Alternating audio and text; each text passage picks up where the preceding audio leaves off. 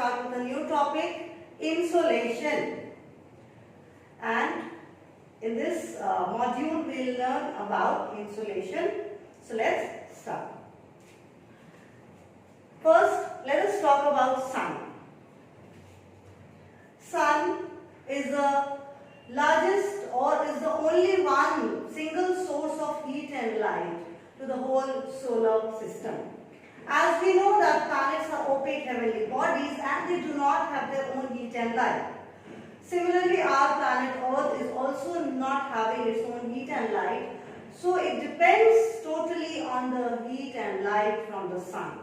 So sun is the sole source of energy to the whole solar system. So let's see from where sun gets its energy. Sun is made up of gases like hydrogen and helium. And by the process of nuclear fusion, the energy goes on multiplying and immense energy is produced in the sun. And this energy is produced, it travels in the form of short wavelength, that is, it contains X-rays, gamma rays, ultraviolet rays, as well as long infrared rays. And these rays, they travel in all direction, in every direction, and spreads all over the solar system. So it's as I said, it is the sole source of heat and light to the solar system. Students, for life also, that is on the planet Earth, if life is there, sun is a very big reason. Because without heat and light of the sun, life is not possible, because all the life cycles will stop or will not be able to take place if the sun is not there or if we do not receive the heat and light from the sun. So, Earth being very far from the sun receives very small amount of heat that is radiated out by the sun in all directions. So Earth is a small planet, so we receive a small portion of it. And do you know how much time it takes for the light of the sun to reach the Earth? It takes 8 minutes and it takes about 8 minutes and 20 seconds. So this is the time taken for the sun rays to reach the Earth. Let us look more. Essential for maintenance of life. So what is essential? The heat and light that we receive from the sun. As I told you just now, it is very, very essential for maintenance of life on the planet, and therefore we have termed it the incoming solar radiation that reaches the Earth, we have termed it as insolation. So insolation is the heat and light, or we can say the solar radiation that reaches the Earth's surface. You know what? Earth also radiates back the heat that it receives from the sun. And sun's insolation comes in the form of short waves, that is short wavelength. Whereas the Earth reflects back the radiation in the form of long waves. So we call it terrestrial radiation. The heat that is radiated back by the Earth, it is known as terrestrial radiation. So students, this is about insolation. What is insolation? And we have also learned what is terrestrial radiation. Let us look at these pictures. It will make it further clear. This picture is showing you the heat received by the Earth from the sun in the form of short waves.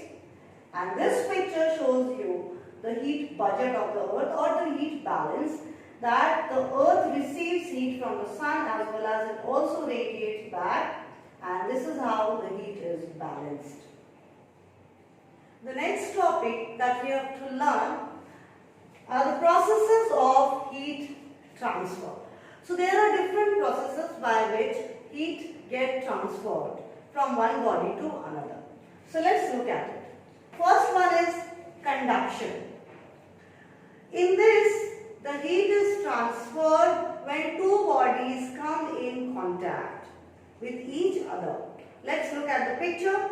You can see that the iron stick is put on the flame and the heat from the flame is getting transferred into the iron stick, and gradually when it will travel to the hand and it will be difficult for the person to hold it further.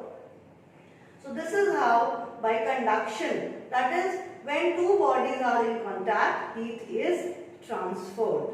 There is no external movement, but there is a movement of particles within the bodies that are in contact. So this is the first process of heat transfer. The next one is convection. So before we move, let's take an example of conduction. So students, the earth's surface, when it gets heated, I can just draw it and show you the earth's surface when gets heated by the radiation from the sun, then the air in contact with the surface, the air just above the surface also get heated. So this is how when the air comes in contact with the earth's surface, which is already heated, the heat is transferred from the surface to the air, which is in contact, and in this way the heat is transferred. So this is how conduction happens. Now the next one is convection. Students, in convection, this method of heat transfer is seen in gases and in fluids, that is in liquid and gases. So if we look at this picture, we can see that as the water is getting heated, the lower portion of the vessel, the water gets heated and start moving up, and the water above, in the upper portion of the vessel, is still much colder. So it will sink, it will come down, and the warm water from the bottom will go up and take its place. Like this, the heat is gradually transferred from the bottom of the vessel to the top. So it is forming a current, a loop is being formed. This is called convectional current, and this is the process of convection, in which a current is formed and heat is transferred. Now students, if we take up example, then near the equatorial region, convectional currents are formed. With the help of this diagram only, I explained you that when in the equatorial region, which is the hottest part of the earth, the sun rays are, or the heat of the sun is felt to maximum, is experienced maximum. So the surface gets heated, and the air above the surface, it becomes heated and light and start rising up. As it rises up, when it reaches up in the upper part of the atmosphere or troposphere, then there the temperature is low, so it will become cold. The temperature of the air will drop. It was very hot when it is there because it is in contact with the surface. So the heat is acquired, and then this heat will travel up because the air has become heated, it has become light, and it will rise up. As it rises up, there it becomes cold because upper atmosphere is cold and it condenses to form cloud, and this will cause rainfall. So this air now has become cold, it will sink down because cold air is heavy. So students, again this air will get heated and will rise up. So a loop is formed, a cycle, or we can say a loop is formed or a current is formed, which is called convectional current. So here you can see the heat is transferred circulated in the air. So in the air as well as in the liquid, the picture we have seen earlier, that we were heating the liquid in the vessel. So there the heat was transferred in water, and here this is an example of heat transfer by convection in air. Now students, the third method is radiation. Solar radiation means the heat that we receive from the sun. So radiation is a method of heat transfer where medium is not required. Heat can even travel through space or through vacuum. Space is a vacuum. So the sun rays that we experience travel through space, which is vacuum, and the heat is received in the form of short waves. And this is process of radiation. process of heat transfer by radiation. Now, the next method is advection. So, what does this mean? Advection means the process of heat transfer via winds or through winds.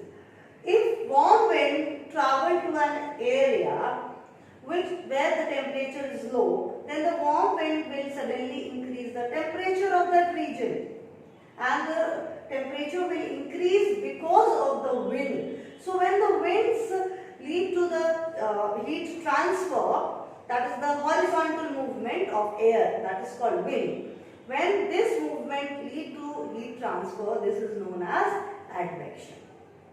So students, these are the different processes of heat transfer. So that's all in this module. Thank you.